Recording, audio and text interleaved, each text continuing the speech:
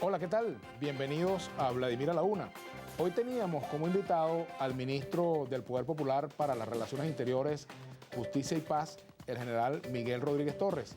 Lamentablemente, el general a última hora tuvo un compromiso en el estado Zulia y tuvo que suspender su participación en nuestro programa. Así que bueno, nos tomamos la libertad pues de invitar al colega periodista Francisco Solórzano. Le reiteramos al general Rodríguez Torres y a todos los funcionarios del gobierno y a todos los dirigentes de la oposición, bueno, que este es un espacio abierto para que vengan a ser, digamos, como nuestros invitados, a responder las preguntas con toda la cordialidad, con todo el respeto y con la rigurosidad que el periodismo, por supuesto, exige en nuestro país. Bueno, y le damos la bienvenida de una vez a nuestro colega periodista Francisco Solórzano. Bienvenido al programa, Fraso. Gracias, Vladimir. Además, bueno, felicitarte porque he estado viendo algunos, no todos. No he podido estar a la una, pero a veces lo veo más tarde, que lo tiran en otro horario diferido. Y bueno, algo que en el periodismo siempre nos ha tocado defender es la posibilidad de que todos opinen y digan las cosas. Aquello que decía Voltaire, odio tus ideas, pero morirías por el derecho que tienes a expresarlas. Yo creo que allí radica esa necesidad de ese tipo de periodismo que tú sabes perfectamente que tiene un rango constitucional porque te tocó discutir como constituyente lo que era la información veraz, oportuna y sin censura previa.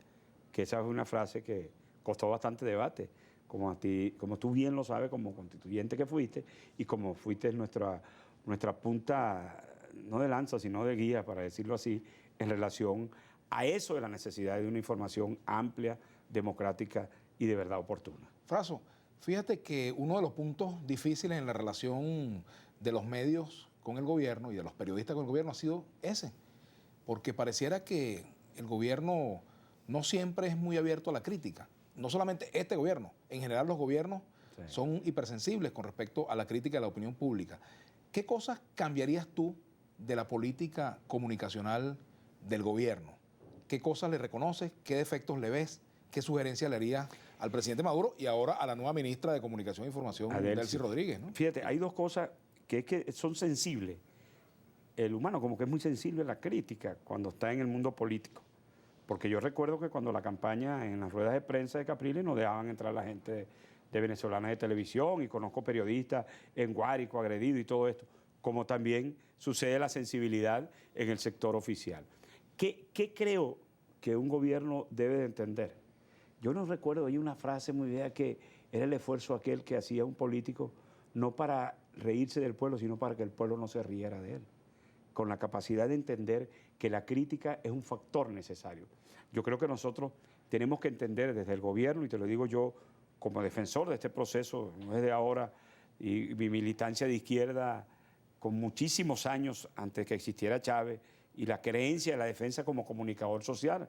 A nosotros nos ha tocado en distintas oportunidades ser dirigentes gremiales y defender la libertad de expresión hasta en personas que uno adversa. Pues yo defendía a Rafael Poleo cuando Carlos Andrés Pérez le inventó de todo, allanando, ¿te acuerdas? Su casa, lo persiguieron, salió del país, y yo con él yo no tengo coincidencia en lo absoluto, pero sí con la razón del ejercicio profesional, porque él luego le tiró un locao que llaman a su periódico para votar a todos los periodistas. ¿Tú no estabas en ese lote? No. Pero Ernesto sí estaba. Sí estaba. Sí estaba entre los que votaron en ese lote. Quiebra el periódico para después abrirlo con otro nombre. No te me vayas tan allá. No, pero a mí me voy para allá. Regresa a lo que hablamos. No me vas a decir como los otros que no quieren que uno discuta la historia. La historia es necesaria para la reflexión, para el análisis. Todo eso en conjunto. Yo sí creo que hay que abrir espacio para la disidencia, para la discusión, porque eso alimenta el espíritu en relación a lo que tiene que ser Por el cierto proceso. que Aporrea es un espacio, Fraso, la página Aporrea, en el cual hemos visto últimamente mucha libertad en cuanto a la crítica. Y a mí me parece que es muy positivo que una página como esa permita, que nació realmente dentro de este proceso sea de esa manera. Como hay otras páginas que también juegan más a su tendencia política, porque nosotros sabemos que los medios, este medio jugó Globovisión a la cuestión política de manera frontal y de manera directa. Yo te estaba comentando que tenía 10 años que no venía aquí. Creo que Diosdado también dijo que tenía 10 años. O sea que nos corrieron hace 10 años, no sabemos cómo. Pero lo que te quiero decir, la posición política. Y hablando de Diosdado, en esa época tú estabas con cabello cuando viniste. Sí, pero fíjate, ya no estoy con cabello. Pero con cabello, tú también tenías más cabello. Sí, mira, no. La otra cosa es eso, la necesidad de la amplitud. Porque yo venía aquí a programa Vine a varios programas y hacíamos discusiones de nuestra posición con todo el respeto que tiene esto. Y iba también a programas en otros canales que nos permitían eso. Pero hay momentos en que, bueno, como el veto aquel a Luis Herrera y esto. La necesidad de la democracia y de los que creen en democracia y en participación democrática es entender la posibilidad de la crítica como una razón fundamental para los avances que uno tiene. Porque yo también soy un crítico de algunas cosas. Hay cosas que terminan por preocuparme y me preocupan doblemente. Una, porque creo en este proceso, porque creo... ¿Qué te preocupa, por ejemplo? No, vale, que nosotros tenemos que hacer supremos esfuerzos por entender que no puede seguir sucediendo lo que sucede a veces en mercado. Que en mercado se abre una cola con una sola caja, para hacer una cola inmensa para que una persona compre 2 o 3 productos. El que llega a la caja llega ya disgustado. Y no te voy a decir, no llega disgustado con el funcionario que inventó poner una sola caja o eso. Llega disgustado con el gobierno porque cree que esa es una línea. Por cierto, Fraso, tú estabas en el Ministerio de Asuntos Penitenciarios acompañando a Iris Valera. A Iris Valera, que está haciendo... ¿Por qué saliste de allí? No, ¿Por diferencia o porque...? No, por razones de salud, esencialmente. Y bueno, otra que me dediqué a unas cosas pendientes. Entre ellas te puedo comentar, al fin, después de 14 años, cuando estuve trabajando con tu esposa, que éramos los dos, los fotógrafos de Chávez, cuando Chávez tenía 4 puntos, cuando para meter una fotico nos costaba, teníamos que llamar a los amigos y todo. Gilda Gómez y yo, que éramos los fotógrafos de Chávez, yo hice mi parte, la parte que me correspondió trabajar, y Gilda también tiene un archivo importante de eso.